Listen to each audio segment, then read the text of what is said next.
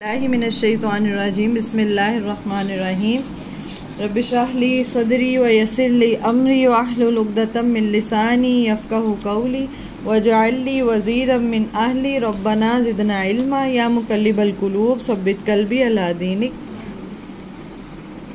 ये बात स्टार्ट करने से पहले मैं आपको ना थोड़ा सा पीछे हमने पढ़ा था अभी कि जैसे तुमसे पहले लोगों पे फ़र्ज़ किए गए, तो मैंने कहा वहाँ पे मैंने मिस कर दिया था आप लोगों को बताना कि कैसे उन पे फ़र्ज़ है।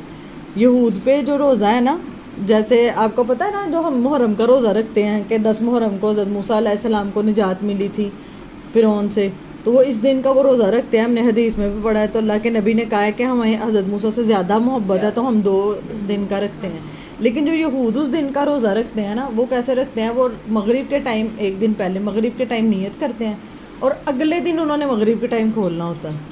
25 घंटे का रोज़ा होता है उनका तकरीबन, और उसमें वो मियाँ बीवी का ताल्लुक़ तो नहीं कायम कर सकते, वो हमारे में भी है, लेकिन वो खुशबू वाली चीज़ भी नहीं यूज़ कर सकते। उनमें वो जूता भी नहीं पहनते, जो 25 घंटे जो है ना, उन्होंने जूता भी नहीं पहनना, और इस तरह की उनमें छोटी छोटी काफ़ी सख्तियाँ हैं। ठीक है, अब हमें 24 घंटे 25 घंटे जूता ही नहीं पहनना, या खुशबू नहीं, खुशबू आप देखें ना, शैम्पू ना साबुन ना टूथपेस्ट, हर चीज़ में खुशबू होती है ना, कोई चीज़ भी नहीं इस्तेमाल करनी जिसमें खुशबू है। तो वो 25 घंटे का उनका इस तरह ये वाला रोज़ा होता है, और एक जो दूसरा होता है ना, वो उसमें वो सुबह से शाम तक होता है।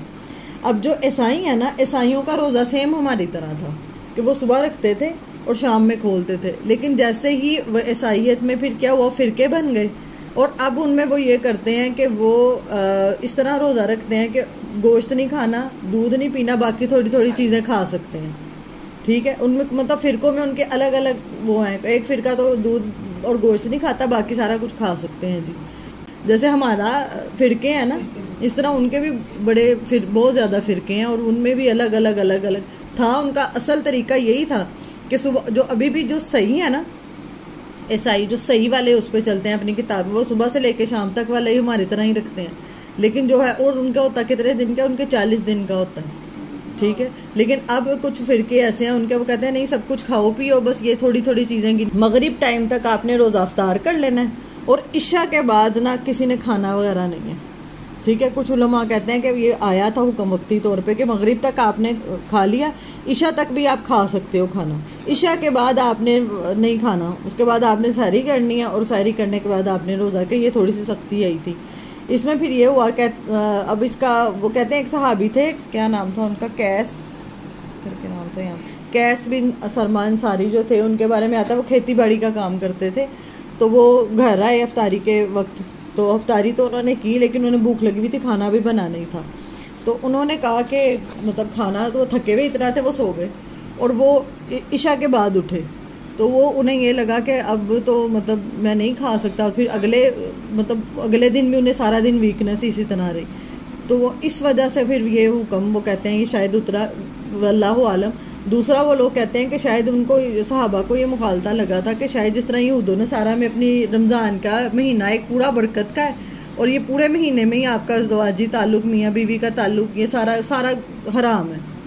तो वो फिर ये अब यहाँ पे अल्लाह ताला कह रहे हैं, फिर ये हुआ था कि कुछ सहाबा से जो था ना, वो अपना, जाहिर सी बात है अल्लाह ताला ने ये नीड रखी है, ठीक है, तो वो रात के वक्त जो थे वो अपनी औरतों के पास चले जाते थे। बाद में उनके दिल में गिल्ट आ जाता था कि ये तो हमने गुनाह का काम कर दिया, ये नहीं करना चाहिए था, तो वो इसके लिए ये आयत उतरी हैं जो भी हम बात करेंगे यहाँ पे। क्योंकि अल्लाह ताला ने हलाल तरीके से एक चीज़ आपकी पूरी नहीं ना होगी, तो फिर आप हराम साइड पे जाएंगे, आपने वो पूरी तो करनी है। जैसे मैं बार बार कहती हूँ, अब आपको भूख लगी, आप कितनी की देर भूखा रह लोगे, कितनी की देर भूखा रह लोगे, 2 दिन रहोगे, 3, बाद में आपके सामने हराम भी आएगा तो आप खाओगे। ठीक है ना, इसी वजह से हर चीज़ को इत्तदाल में अल्लाह ताला ने रखा के, इतनी सख्ती नहीं रखी कि आप अपना जो ज़वाजी ताल्लुक़ है मियाँ बीवी का, वो रमज़ान में ख़त्म कर दिया हो। ये इसीलिए आयत उतरी हैं। अब ये क्या, उहिल्ला हलाल किया गया, लकुम तुम्हारे लिए, लैलतन रात में, सियाम रोज़ों की। अब रोज़ों की जो रातें हैं ना, रोज़ों की रातों में रफ़सा रग़बत करना इला निसाइकुम, तुम्हारी बीवियों के, मतलब जो है पाबंदी होगी वो कब तक होगी, सुबह सहरी से लेके गुरूब आफ्ताब तक, जो रोज़े का टाइम है उसमें पाबंदी, रोज़े की हालत में नहीं करेंगे, लेकिन रोज़े के बाद जो है वो इंसान पाबंदियाँ उससे उठा ली जाती हैं। जो रात है उसमें अपनी औरतों के पास जा सकते हो। हुन्ना लिबासुल लकुम, अब यहाँ पे अल्लाह ताला उसको तशबीह किससे दे रहे हैं कि वो लिबास हैं तुम्हारे लिए। व अंतुम लिबासुल लहुन, और तुम लिबास हो उनके लिए। अब अल्लाह ताला ने जो मियाँ बीवी का जो ताल्लुक है ना उसको किससे तशबीह दी है यहाँ पे? लिबास से। लिबास क्या होता है? ये जो कपड़े पहनने में है। इस पे हम दोबारा आते हैं, पहले मैं ये आयत एक दफ़ा समझा लूँ फिर मैं दोबारा इस हिस्से पे वापस आती हूँ। अब क्या है? अलिमा जान लिया अल्लाह, अल्लाह ने, अन्नकुम बेशक तुम, तुम थे तुम, तख्तानूना तुम खयानत करते, अनफुसकुम अपने नफ्सों से। मतलब ये कि जैसे मैंने अभी बताया कि अगर वो क्या करते थे अपनी औरतों के पास चले जाते थे लेकिन बाद में उनको ये एक गिल्ट रह जाता था कि, और ये आ जाता था कि शायद हमने कोई खयानत कर दिया, हालांकि वो हुक्म नहीं था। अब यहाँ पे क्या क्या कि तुम क्या करते हो कि बेशक थे तुम खयानत करते अपने नफ्सों, मतलब खुद में ही अपने आप में गिल्ट हो रहे होते थे। फताब अलैकुम, तो मेहरबान हुआ वो तुम पर। कौन? अल्लाह सुब्हाना व तआला।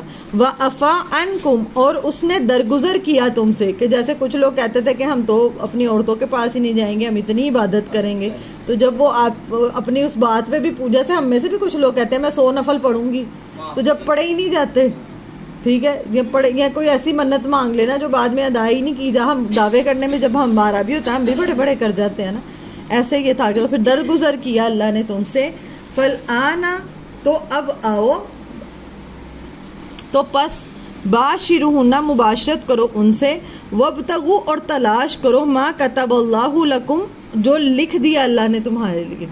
अल्लाह ताला ने जो मियाँ बीवी का जो ताल्लुक बनाया वो सुकून के लिए, और उसका एक पर्पज़ है, सिर्फ़ और सिर्फ वक्ती तौर पे। कुछ लोग कहते हैं कि सिर्फ़ और सिर्फ वक्ती रख लेते हैं, जैसे लोग दूसरी शादियां भी करते हैं, तीसरी भी करते हैं, फिर उसमें से औलाद नहीं पैदा करते। उस औरत को सिर्फ उन्होंने इस्तेमाल करने के लिए रखा होता है कि सिर्फ इसमें से, यहाँ पहली में भी कई लोग ऐसे करते हैं अपनी बीवियों से कि हमने औलाद नहीं हमें चाहिए जी। यहाँ पे अल्लाह ताला कह रहे हैं कि तलाश करो जो रखा है अल्लाह ने तुम्हारे लिए, जो अल्लाह ताला ने तुम्हारे लिए औलाद रखी है ना, जो फजल अल्लाह ने रखा है उसको तलाश करो। मतलब ये है कि अल्लाह ताला इज़्दिवाजी जो ताल्लुक़ है ना उसका भी एक मकसद है, वो सिर्फ ये तफरीह के लिए या सिर्फ इंजॉयमेंट के लिए नहीं, उसका एक मकसद है। क्या मकसद है? कि तुम्हारी औलाद जो है ना, तुम्हारी औलाद होनी चाहिए, ठीक है। या कुछ लोग औरतों से जानबूझ के इतना जुल्म करते हैं कि वो उसमें से औलाद ही नहीं कईयों में से पैदा करते। वो कहते हैं नहीं हमने इसमें से, जैसे पहली बीवी में से बच्चे हों तो दूसरी शादी भी कर लेते हैं और दूसरी बीवी में से बच्चे भी नहीं पैदा करते, कि वो औरत को ऐसे लटकाए ही रखते हैं, ठीक है, या उसको ऐसी पिल्स खिला देंगे या कुछ ऐसा करेंगे कि इसमें से औलाद ही ना हो। मुबाशरत होती है जो मियाँ बीवी का आपस में ताल्लुक होता है ना, अज़दवाजी ताल्लुक, उसको मुबाशरत कहते हैं। तो अब आपस में मुबाशरत करो इनसे और तलाश करो अल्लाह के फजल को। वकुलू वशरबू, और खाओ और पियो, हत्ता यहाँ तक के यतबय्यना, वाज़िया हो जाए, जाहिर हो जाए, लकुम तुम्हारे लिए, अल खैतुल अबयद, धागा सफ़ेद, मिनल खैतिल अस्वद, स्याह धागे से, मिनल फज्र, फजर से। अब यहाँ पे क्या मुराद है कि जो फजर के वक्त से लेके तुमने क्या करना है, सफ़ेद धागा, जब रात होती है रात के बाद जो पहली एक आती है ना हल्की सी सफ़ेद के दिन होने लगा है, तो जो फजर का टाइम होता है जिस टाइम पे अजान होती है, वो जो फजर के टाइम से लेके स्याह धागा जब तक मतलब हो जाएगी, मतलब रात होने का जो वक्त हो जाए, मतलब दिन है अभी लेकिन वो एकदम जब ढलता है तो वो एकदम अंधेरे की तरफ जाता है ना, उसको कहते हैं स्याह धागा। अब इसको एक सहाबी ने, हज़रत अदी बिन हातिम का आता है कि उन्होंने क्या किया कि अपने तकिए के नीचे एक सफ़ेद धागा रख लिया और एक काला धागा रख लिया, और बार बार उठ के तकिया उठा के देखें कि ये कब चेंज हो जाएगा, ये सफ़ेद वाला काला हो जाएगा और काले वाला सफ़ेद हो जाएगा।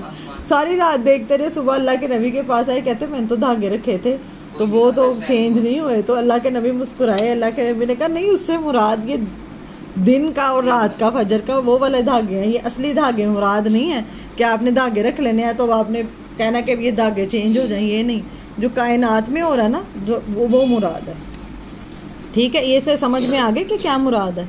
अब ये बात समझ लें कि अब यहाँ से लिखा है सुम्मा, फिर अतिम्मु, तुम पूरा करो, अस्सियामा, रोज़े को इलल्लैल, रात तक। अब यहाँ पे लिखा है लैल, रात तक। अब इससे जो है ना हमारा एक फ़िरका अहले तशय्युअ, उनको ये मुगालता लगता है कि शायद यहाँ पे मुराद ये है कि रात तक जो लैल होता है ना, लैल कहते हैं जब सूरज गुरूब होता है ना, जो सूरज गुरूब होने के बाद वो जो मैंने कहा पहली सी जो स्याही होती है जब सूरज नीचे चला जाता है उसको लैल कहते हैं। इसमें मुराद गहरी वो नहीं है कि इतनी गहरी रात हो। और इसमें हम देखेंगे भी किसका तरीका, अल्लाह के नबी सल्लल्लाहु अलैहि वसल्लम का तरीका। नबी ने कहा कि जब तक आप अजान भी हो रही है और आपके हाथ में बर्तन है तो आप उसे इत्मीनान से अपना बर्तन खा सकते हैं, लेकिन ये नहीं है कि आप आखिरी मस्जिद की आखिरी अजान तक आप इंतज़ार कर रहे हो। तो यही है कि आप पहले बंद करके तो उस टाइम को उस कार में और उस चीज़ में लगाएं। लेकिन अगर कोई खा रहा है तो वो उसको खा सकता है। हदीस में आता है और आता है कि सहरी खाओ, सहरी खाने में क्या है बरकत है। और यहूद नहीं ना सहरी करते, और अल्लाह के नबी ने सहरी में जो सहरी करता है उसके लिए बरकत की दुआ की है। ठीक है, तो वो मैंने आपको बताया मगरिब से लेके अगली मगरिब तक उनका इस तरह होता है। तो हमारा कैसा है, हमें सहरी खाने का ये कहा है तो सहरी में बरकत है तो वो खाओ। अब अफ्तारी पे बात कर लेते हैं कि अफ्तारी में अगर वो क्यों नहीं लेट खोल सकते, कि अल्लाह के नबी ने कहा कि जब तक हदीस है ये कि जब तक लोग जल्दी अफ्तार करते रहेंगे तब तक खैर में रहेंगे। और तरीका किसका देखना है कि अल्लाह के नबी सल्लल्लाहु अलैहि वसल्लम की सुन्नत देखनी है कि इसमें ये भी नहीं है कि आपने लेट करते जाएं।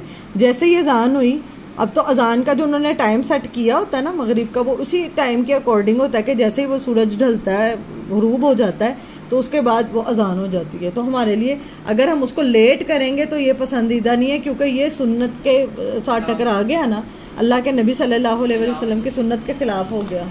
खजूरों से और पानी से रोज़ा अफ्तार। अब कई लोग ये समझते हैं तकवा का लेवल ये है कि मैंने जिसने सारा दिन भूख बर्दाश्त की, छोटे बच्चे जब रोज़ा रखते हैं ना, मैंने तो ये एक्सपीरियंस किया है, वो लेट खोलेंगे।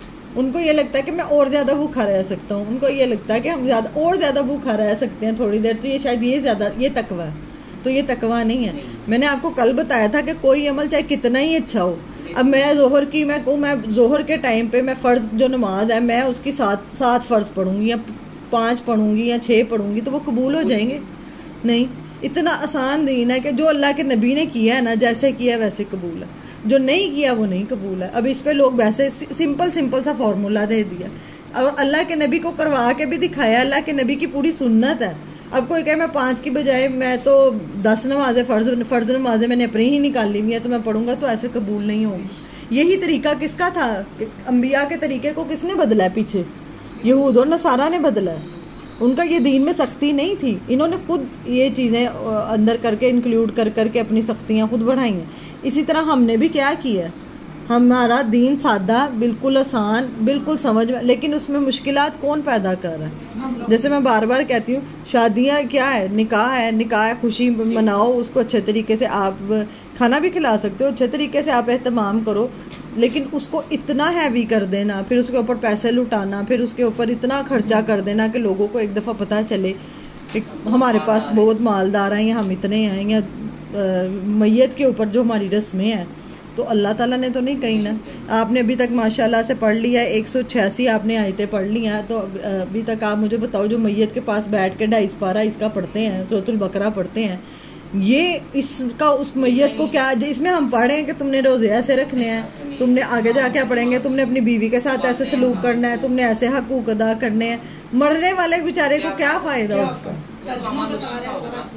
तर्जुमा, यही तो अकल है ना कि आप अरबी इतनी अच्छी पढ़ लेते हो।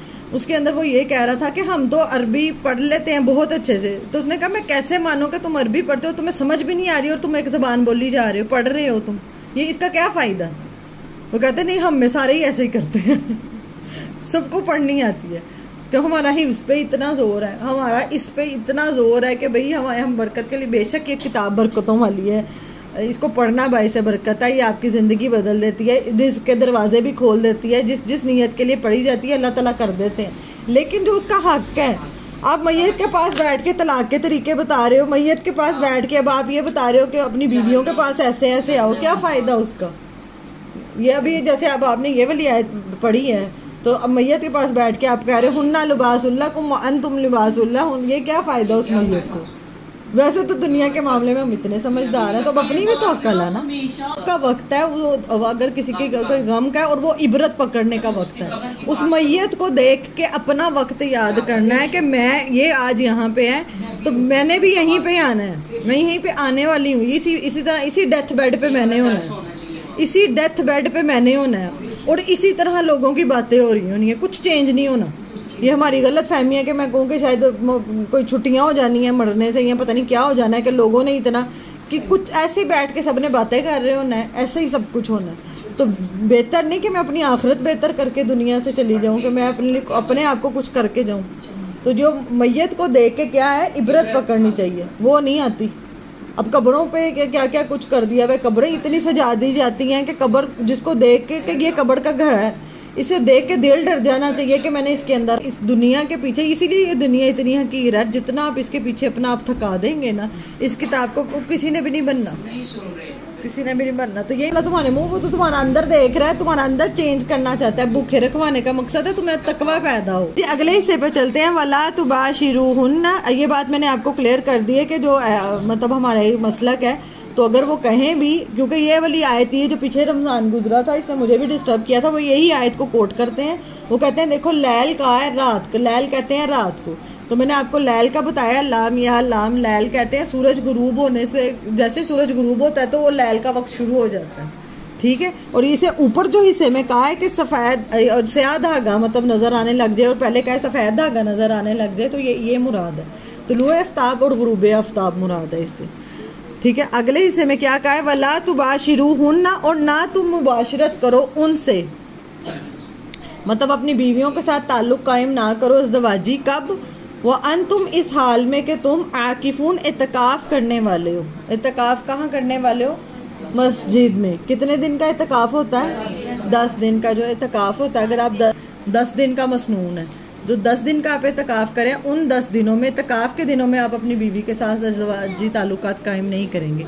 लेकिन अल्लाह के नबी अगर उनकी कोई बीवी मिलने आती थी ना मस्जिद में, तो वो उनको छोड़ने भी गए हैं। क्यों? प्रोटेक्शन के लिए। इख्तलाफ ये है कि कुछ लोग ये हैं, जो लोग कहते हैं कि यहाँ पे लिखा हुआ है कि इत्तिकाफ करने वाले हैं मस्जिदों में, तो इत्तिकाफ सिर्फ मस्जिद में ही होगा, और सहाबियात ने भी मस्जिद में ही इत्तिकाफ किया।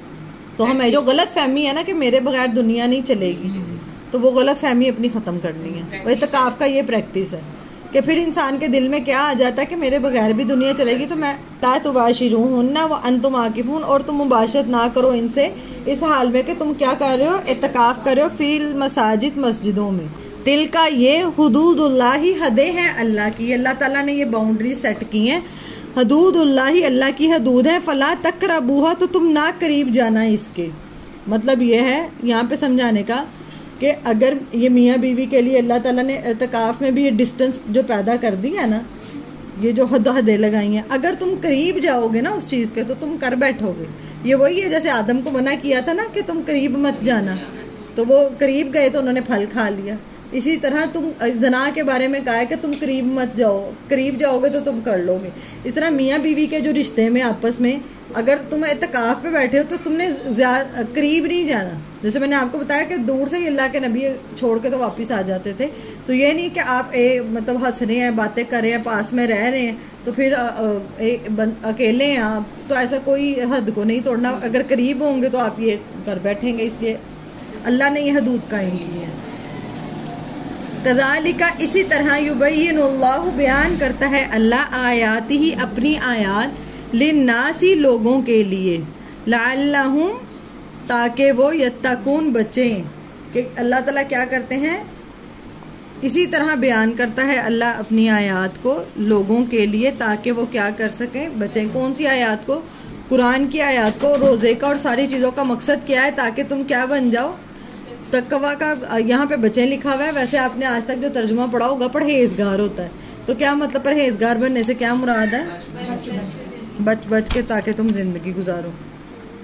वला ताकुलू अमवालकुम, और ना तुम खाओ अपने माल को, बैनकुम, आपस में, बिल बातिली, बातिल तरीके से। अब अल्लाह ताला ने इतने देर प्रैक्टिस करवाई हलाल, अगर हलाल से रुकवाया ना, मियाँ बीवी का ताल्लुक हलाल था, हलाल चीज़ों से खाना पीना हलाल है, अल्लाह ताला ने रुकवा के प्रैक्टिस करवाई है ना रमज़ान में, तो जो हलाल से रुकवा के प्रैक्टिस कराई है, तो अब क्या है कि अब तुम अगर वो छोड़ सकते हो तो तुम हराम भी छोड़ सकते हो, ठीक है ना। जैसे अब 30 दिन रमज़ान के हम क्या करते हैं, हम खाना पीना जायज़ है, लेकिन हम नहीं खाते सारा दिन। क्यों नहीं खाते? अल्लाह के लिए नहीं खाते। तो जब तुम हलाल चीज़ एक अल्लाह की भी छोड़ सकते हो, तो तुम बाद में आम जिंदगी में हराम नहीं छोड़ सकते? छोड़ सकते हो ना, इसीलिए ये प्रैक्टिस करवाई है। वला ताकुलू, और ना तुम खाओ अपने माल बैनकुम आपस में बातिल तरीके से। अब बातिल तरीके कौन से हो सकते हैं? जैसे धोखा दे के, यतीम का माल तो बहुत बड़ा गुनाह है ना खाना।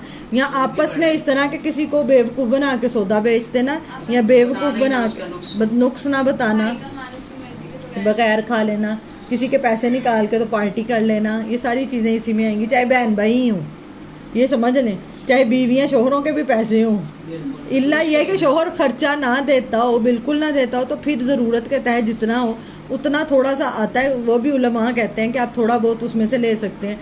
अगर वो आपके सारे खर्चे इजाज़त के बगैर, या बहन भाई का वॉलेट पड़ा है, बहन का वॉलेट पड़ा है, खैर है मेरा भाई ही है ना, तो मैं इसमें से ये कर लूँ, तो बातिल तरीके से वो भी बातिल ही आएगी।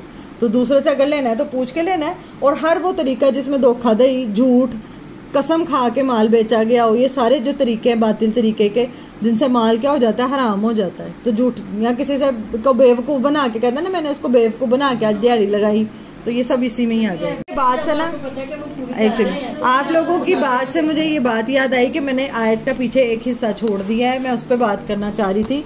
यहाँ पे अल्लाह ताला ने कहा है, ये बड़ा ज़रूरी है, आपकी बातों से लगा है, हुन्ना लिबासुल्लकुम व अन्तुम लिबासुल्लहुन, वो तुम्हारे लिए क्या है? लिबास, और तुम उनके लिए क्या हो? ये आयत देखें, आइए नज़र। हुन्ना अल्लाह ताला ने यहाँ पे मियाँ बीवी के रिश्ते को किससे तशबीह दी है? लिबास से। लिबास क्या होता है? ये जो आप कपड़े पहनते हैं। लिबास का क्या मकसद होता है? ये जो आपने कपड़े, आपके जिस्म पे कोई दाग है, कोई धब्बे हैं, तो ये आप जो कपड़ा है, इसने क्या किया उसको, ये कपड़े ने मेरा क्या किया? ढांका। इसी तरह मियाँ बीवी का रिश्ता होता है कि अगर एक के अंदर कोई ऐब है ना, तो उसको जाके दुनिया को नशर करके नहीं बताते कि इसके अंदर ऐब है। या मियाँ बीवी का खास करके बीवियों के बारे में जाके बताना कि इसके अंदर ऐब है। जैसे आप, अल्लाह ताला ने इसको एक ये लिबास के साथ जो दिया है ना, ये समझे कि लिबास किस लिए होता है? सुकून के लिए, छुपाने के लिए हमने बात की, छुपाने के लिए है ना, कि मेरे जिस्म पे जितने दाग हैं आपको नज़र आ रहे हैं, अंदर क्या ज़ख़म बना हुआ है, क्या गंद है, क्या धब्बे बने हुए हैं, किसी को भी नहीं पता। जो भी मेरे लिबास ने क्या किया, इसको। तो मियाँ बीवी का जो रिश्ता है ना आपस में, ये भी इसी वजह से है कि ये किस लिए है कि ये आपके ऐबों को जो है ना, एक दूसरे के ऐब को छुपाना है। अगर मेरे साथी के अंदर क्वालिटीज़ हैं लेकिन उसके अंदर कुछ ऐब भी हैं, कहीं ना कहीं कमी बेशी हर एक के अंदर होती है, कर जाता है, तो और हम लोग क्या करते हैं, हम उस एक ऐब को ज़्यादा नुमाया कर रहे होते हैं। मुकद्दस, अब आप बाहर चली जाओ बेटे, अगर पढ़ना है तो मैं डिस्टर्ब हो जाती हूँ, सारी बात कर इधर मेरा टूट जाता है, मुझे भूल जाता है क्या बात कर रही थी। अच्छा जी, दूसरा लिबास किस लिए होता है? सुकून के लिए। ठीक है, अगर आपको ये कपड़े जो आपने पहने अभी चुभड़े हों, तो फिर आप क्या चुभते ही है ना, बच्चों को इतनी महंगी भी फ्रॉक्स लेके देते हैं तो चुभड़ी होती हैं लोग। एक है, अगर आपको पसंद कौन सा हमें लिबास आता है? जो सुकून दे हो, जो नरम हो। मियाँ बीवी का रिश्ता भी ऐसा ही है कि ये एक दूसरे का सुकून है। ठीक है, आपके पास बहुत पैसा है, बहुत मालो दौलत है, सारी चीज़ें हैं दुनिया की, सिर्फ आपके पास कपड़े ना हो पहनने के लिए, फिर सुकून में रहेंगे, इत्मीनान नसीब होगा। सिर्फ कपड़े नहीं है आपके पास, बाकी सब कुछ है, आपके पास कपड़े ही नहीं है, या कपड़े ही ना आपको दिए जाए, बाकी आपको पूरी दुनिया की एक चैलेंज है, आपको हर चीज़ दी जाएगी, सिर्फ कपड़े नहीं दिए जाएंगे। कबूल है वो? नहीं ना। तो जो इत्मीनान अल्लाह ने इस लिबास में रखा है ना, ये इत्मीनान हमें अपना वो जो साथी है ना, एक दूसरे के लिए वैसे का इत्मीनान बनना, ये मुराद है। और ये लिबास क्या होता है? जीनत और खूबसूरती। ठीक है, खूबसूरती के लिए होता है। तो हमें भी क्या करना है, एक दूसरे के साथ ये जो रिश्ता है हमारा, इसको क्या करना है? खूबसूरत बनाना है। और ये हमें सर्दियों के कपड़े अलग, औरतों को तो पता, अल्लाह ताला ने औरतों वाली मिसाल दी है, सर्दियों के कपड़े अलग, गर्मियों के कपड़े अलग। क्यों सर्दियों में क्यों सर्दियों वाले कपड़े पहनते हैं? सर्दी से बचाए। गर्मियों में क्यों गर्मियों वाले पहनते हैं? ताकि गर्मी से बचें हम। तो ये जो मियाँ बीवी का रिश्ता होता है ना, ये भी इसीलिए होता है कि एक दूसरे के जो ज़िंदगी में गर्मी सर्दी आ जाती है ना, हालात का उतार चढ़ाव आ जाता है, तो हम एक दूसरे को इस तरह लेके चलें, एक दूसरे का वो बने। जैसे लिबास, सर्दियों का लिबास आपको सर्दी से बचा रहा है ना, तो हमने अपने रिश्ते को भी इस तरह बचाना है। ठीक है, ये मुराद है। अब लिबास में तो इतनी ज़्यादा बातें आ जाएंगी। और इसमें क्या आता है, आपको क्या लगता है? सोचा, फिर मैं आगे बताती हूँ। अब एक जो आपने नया कपड़ा लेते हैं, नए जोड़े में और पुराने जोड़े में फ़र्क होता है। पुराना जरा वो सॉफ्ट हो जाता है, नरम नरम लगता है, नए में थोड़ी सी वो चुभन। नए को थोड़ा एहतियात भी करनी पड़ती है। आप जो नए कपड़े होते हैं, ये महंगा है, ये नया कपड़े का एहतियात, तो जो नया शादीशुदा जोड़ा होता है ना, उसको शुरू के 2-3 साल ना एहतियात से लेके चलना पड़ता है, ये बात समझ लें। उसमें आपको बहुत बर्दाश्त, आपको वो चुभ रहा है ना, नया कपड़ा जो आपने पहनना है, पुराना जो हो जाता है वो नरम हो जाता है। तो जो नया नया रिश्ता होता है देखने में तो बहुत अच्छा लग रहा होता है, लेकिन उसकी जो चुभन होती है ना वो आपको सब्र करना पड़ेगा। बाहर देखने वालों को अच्छा लगता है, बाहर देखने वालों को तो बहुत अच्छा लगता है, आप एक दूसरे की खामियां पता चलती हैं। तो ये जिनकी भी शादी होने वाली है, जो शुरू के आपने, मैं तो कम से कम कहती हूँ आपने 5 साल अपने रिश्ते को देने हैं, और 5 साल में आपने अपना 100% नहीं 1000% देना है, 1000% देना है कि आप, और आपने उम्मीद भी नहीं रखनी रिटर्न के मैं इस बंदे के लिए इतना कर रही हूँ, ये मेरे लिए कुछ करे, क्योंकि वो नहीं करेगा। इसलिए मैं आपको कह रही हूँ, क्योंकि लेकिन एक वक्त के बाद फिर अल्लाह ताला कदर करवाते हैं, वो आपकी देखे खूबियाँ खामियाँ हर ऐब हर चीज़ आपके। लेकिन अगर शुरू में ही आप कहें कि मुझे ये चुभ रहा है ये रिश्ता, मैं इस रिश्ते के साथ नहीं रहा, मैं बर्दाश्त नहीं, किसी से भी पूछ लें, जिस बंदे को भी रिश्ते निभाने का गुण आता है ना, उस बंदे के अंदर सब्र और बर्दाश्त की वजह से है, और उस बंदे ने ही निभाया। मैं कहती हूँ जिन औरतों ने अपने बच्चे बड़े कर ली है ना, उन औरतों ने भी और उन आदमी जिन्होंने, अब तो देखे डिवोर्स की रेट कितनी है, ये छुट्टियां हुई हैं तो कह रहे छुट्टियों में इतनी तलाकें हो गई हैं, ये बच्चों को छुट्टियां हुई हुई थी तो सबसे ज्यादा हाई रेट पे इन छुट्टियों की वजह से ये छुट्टियों में गया, बर्दाश्त बहुत कम है। तो हमें हमारी गाँव में है आजकल नहीं, वो क्यों नहीं है ना, क्योंकि हमारी ट्रेनिंग हमें भी है। मेरी बात सुने कि जब वो आप उन्हें अल्लाह की किताब से जोड़ेंगे ना, अल्लाह की जिन, अब मैं कहती हूँ अब वाली बच्चियों में जितनी बर्दाश्त है ना, अब पहले वालियों में बर्दाश्त नहीं थी, उन्हें समझ बूझ ही नहीं थी, भोली भालियाँ थी, वो कहते हैं ना फितने भी नहीं थे, भोली भालियाँ थी, पता ही नहीं चलता था तो बच्चे पैदा हो गए बड़े हो गए, पता भी चलता था तो इतना फितना नहीं था, इतना फितना नहीं था। अब क्या है, अब मोबाइल की वजह से, मैं ये नहीं कह रही कि मोबाइल ख़राब है, लेकिन इसकी वजह से जितनी अवेयरनेस आ गई भी है ना लड़कियों, ठीक है, अगर तो कोई ऐसा है कि जिसके साथ आपको पता है मेरा गुजारा ही नहीं, कोई अल्लाह की हदूद पर माल कर रहा है, ऐसा हुक्म है, कोई मुझे ऐसे तंग कर रहा है कि मुझे पता है मैं नहीं कर सकती, मैं ऐसा अल्लाह के हुक्म नहीं तोड़, फिर तो आप वो रिश्ता तोड़ भी दें। लेकिन फिर तो वो देखे खुला का भी रखा है, फिर तलाक का भी रखा है, फिर एक जवाज़ बनता है, ये जो रखा है। लेकिन बेहतर क्या है कि हमने क्या करना है कि सबसे पहले क्या करना है, अपने उस रिश्ते को आप देखें, आप एक से ख़त्म करेंगे, थोड़े अरसे बाद दूसरे से भी तो आपने करना ही है ना। अगर तो आपकी बर्दाश्त टोटल ख़त्म हो गई है, मतलब यह है कि आपको पता है कि मैं इस बंदे के साथ नहीं रह सकती, तो अल्लाह ताला ने रास्ता रखा है, तलाक ले सकते हैं। लेकिन जो अज़दवाजी आपको पता है कि रहना भी वहीं पर ही है, तो फिर एक दूसरे के साथ चुभन वाला काम नहीं करना कि दूसरे को यहाँ पे ट्रेनिंग ये दी जाती है कि जितना सताओगे ना उतना तुम सुकून में रहोगे, ये भी गलत। अल्लाह ने मियाँ बीवी का जो रिश्ता बनाया ना वो सुकून के लिए बनाया। हाँ, अगर एक लेवल पे जाके आपने अपने 5 साल पूरे कर लिए हैं और आपको नज़र आ रहा है कि मेरे इस साथी में ये कमियां और मुझे ये करनी है, फिर आप उसको हिकमत के साथ उस तरीके से लेके चलेंगे। आदमियों को अल्लाह ताला ने बनाया उस तरीके से है, आदमियों को चैलेंज पसंद होते हैं। आपने देखा होगा हर टाइम गेम में खेलते रहते हैं।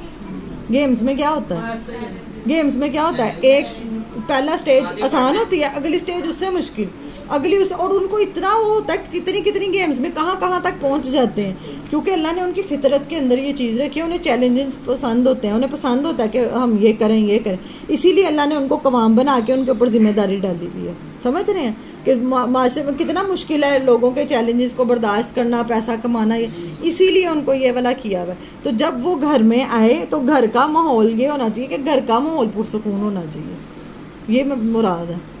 ठीक है, जैसे नबी सल्लल्लाहु अलैहि वसल्लम अज़वाज मुताहरात में से एक ना एक को अपने साथ सफ़र पे ज़रूर रखते थे।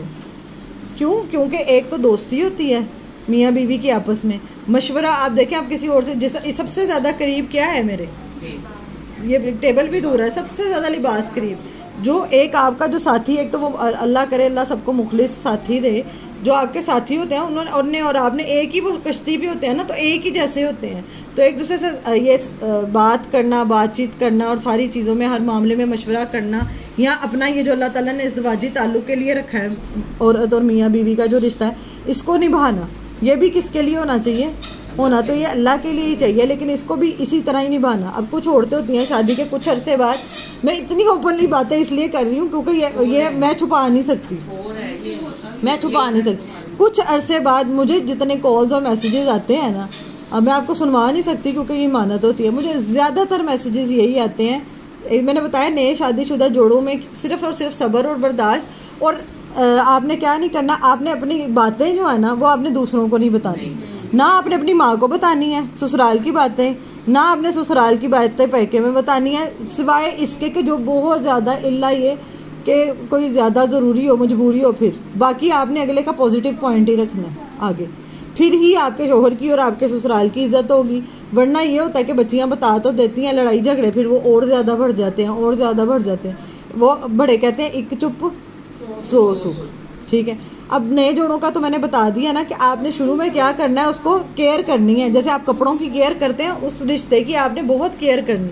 उस रिश्ते को शैतान के समेत तोड़ने वाले सारे होते हैं, सब चाहते हैं कि ये टूटे। मैं आपको फिर बता, सब चाहते हैं कि कोई नहीं चाहता।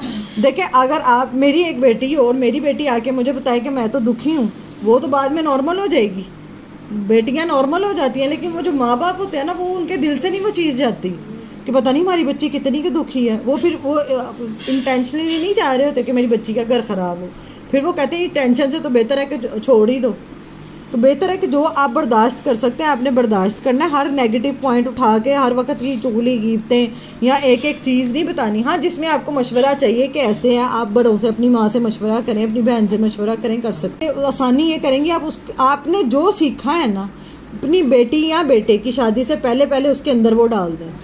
जो मुझे आता है ना, जो भी आता है, चाहे कुरान आता है, चाहे दीन आता है, चाहे दुनिया आता है, चाहे रेसिपी, जो आता है मैंने उसके अंदर अपनी उसकी शादी से पहले पहले डाल देना। अच्छा, नई नई शादी के बाद मैंने बताया ना कि ये मसले होते हैं, वो सबको होते हैं। और ये बात समझने, आपको ये अनोखे नहीं है कि जिनकी भी शादियाँ होने वाली हैं या जिनको मसले हुए हैं, ये सबको ही होते हैं और सबके एक जैसे ही तकरीबन ये सारे मसले हैं। और मैं ये कह रही थी कि अगर मुझे जो थोड़ा टाइम पुराने हो जाते हैं ना, उनका ये मसला मुझे आता है कि वो फिर ये कहती हैं कि हमारी अब शादी में वो चीज़ नहीं रह गई है, ठीक है, हमारा अब अज़दवाजी ताल्लुक़ कायम करने को दिल नहीं करता, हमारी उनके साथ झगड़े इतने हैं, हमारा उनसे बात करने को दिल नहीं करता, हम बुलाते नहीं हैं, ये बुलाते भी हैं तो हमारी मतलब लड़ाई झगड़े ही नहीं ख़त्म होते हैं, ठीक है। और अज़दवाजी ताल्लुक़ कायम, ज़्यादातर औरतों का जो मसला है वो कहती हैं अज़दवाजी ताल्लुक़ कायम करने का हमारा दिल नहीं करता। उसमें ये है कि देखिए आपका वो जो ताल्लुक़ है ना, मैं बार बार मैं तो उनको यही मशवरा, मैं कहती फिर आप उनकी दूसरी शादी कर दें, आपसे नहीं ना हो रहा।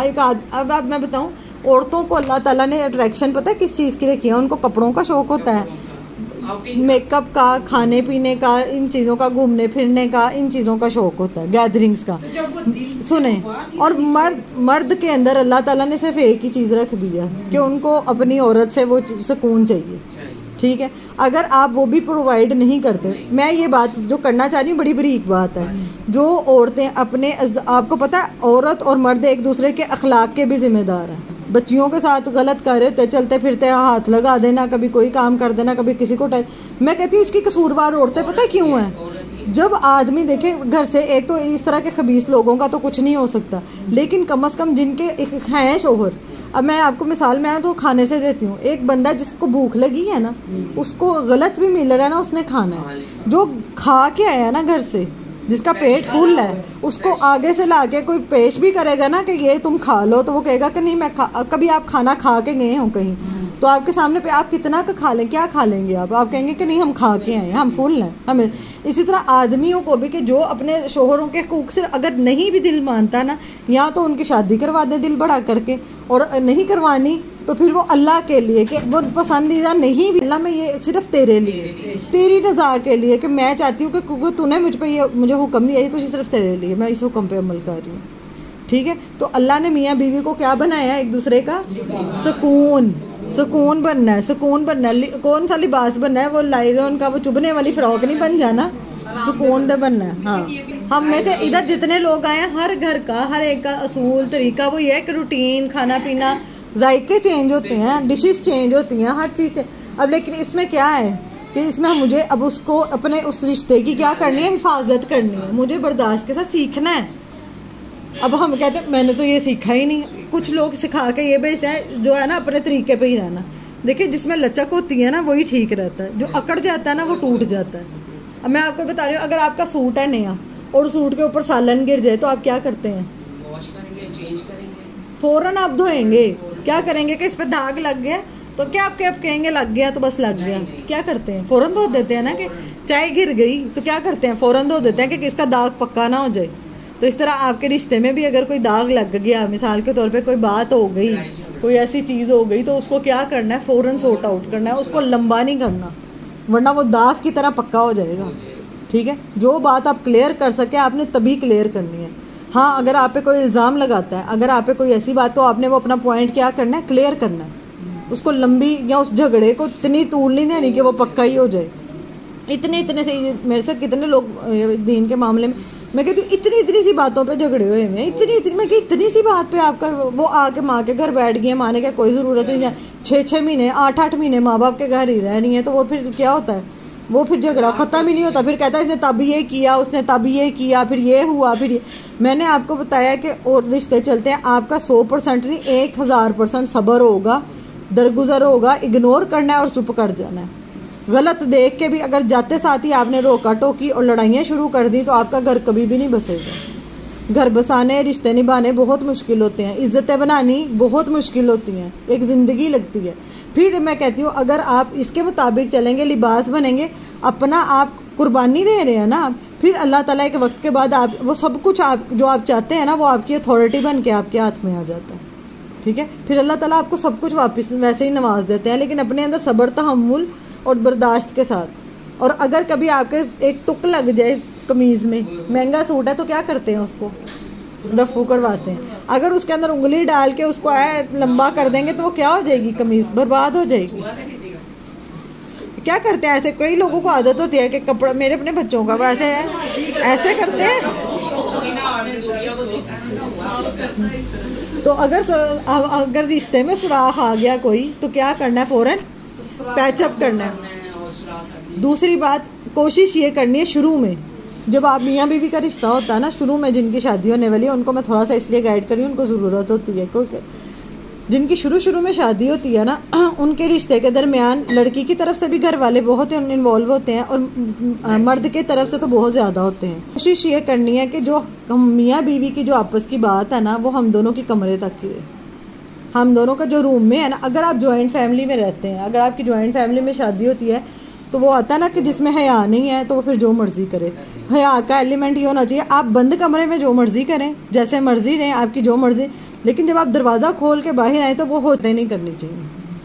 क्योंकि उस घर में ऐसी बच्चियाँ भी हैं जिनकी भी शादियाँ नहीं हुई हैं, उस घर में ऐसी माँ भी हो सकती है जिसका शोहर फोत हो चुका हुआ।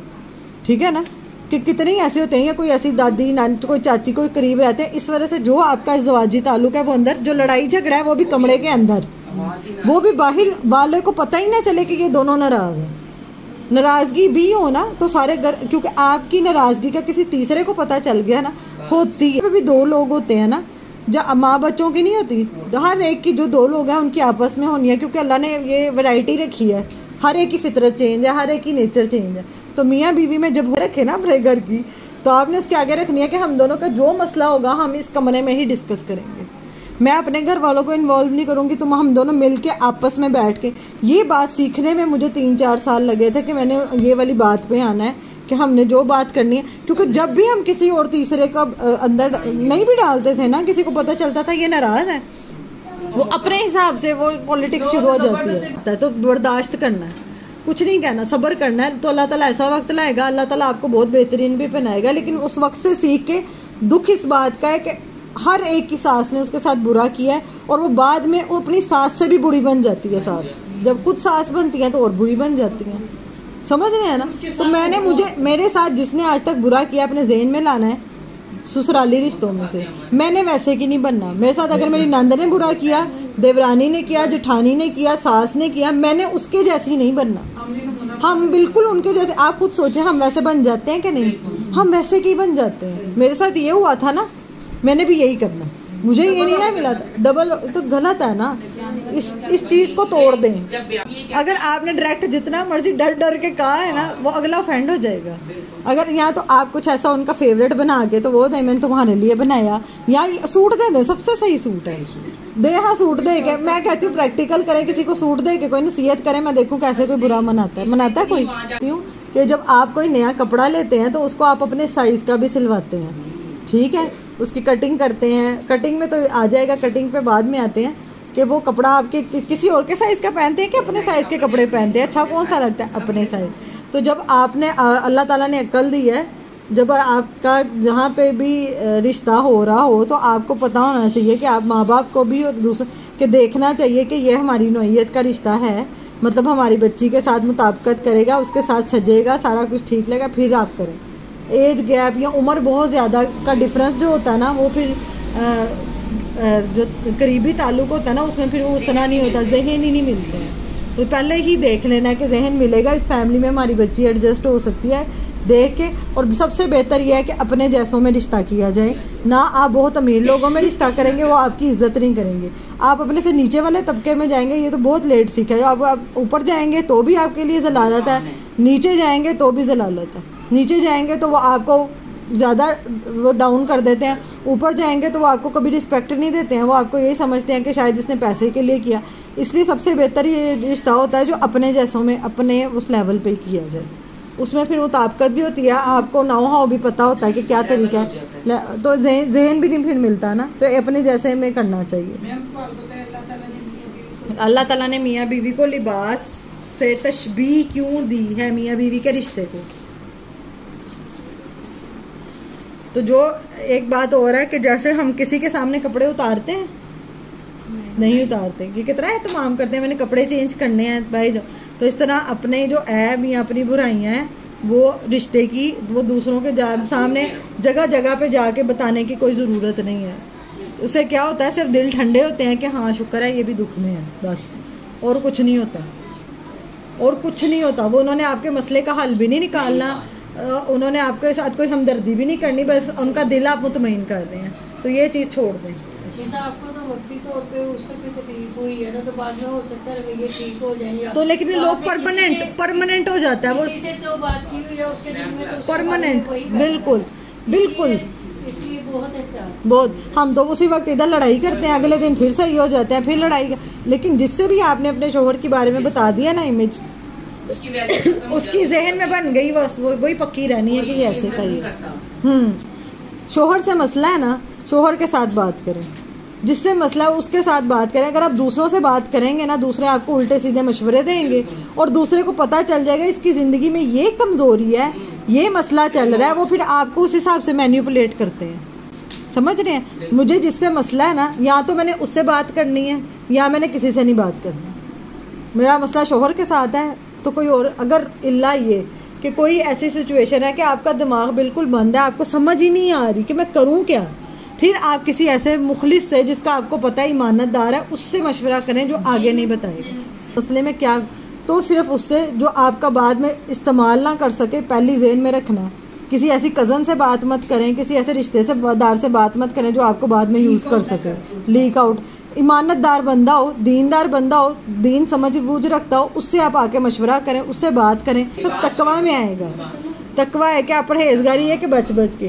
तो मैंने आपको ये बताया कि आपको ससुराल में भी जिस रिश्ते से मसला है, सास से मसला है ना, सास से जाके बात करें। अगर नहीं कर सकते ना तो फिर मुंह बंद करें, फिर आपने हर एक से बात नहीं करनी, फिर दुआ करें बस। फिर आपने किसी से, अब आपको अपनी बहू से मसला, आपने भी दुआ करें या उससे डायरेक्ट बात करें। आमीन, इंशाल्लाह अल्लाह बना देगा, इंशाल्लाह। अल्लाह ताला चुनने वाले हैं, अल्लाह ताला कर। आयत नंबर है 188, वला ताकुलू, और ना तुम खाओ माल, वला ताकुलू, और ना तुम खाओ अमवालकुम, अपने माल, बैनकुम, आपस में, बिल बातिल, बातिल तरीके से, मतलब फ्रॉड के साथ, दूसरों का हक मार के, रिश्वत के साथ, या दूसरों के साथ ये करके कि किसी को भी बेवकूफ़ बना के उसके पैसे ठग लेना, जो ठगते हैं वो वाला काम मत करो।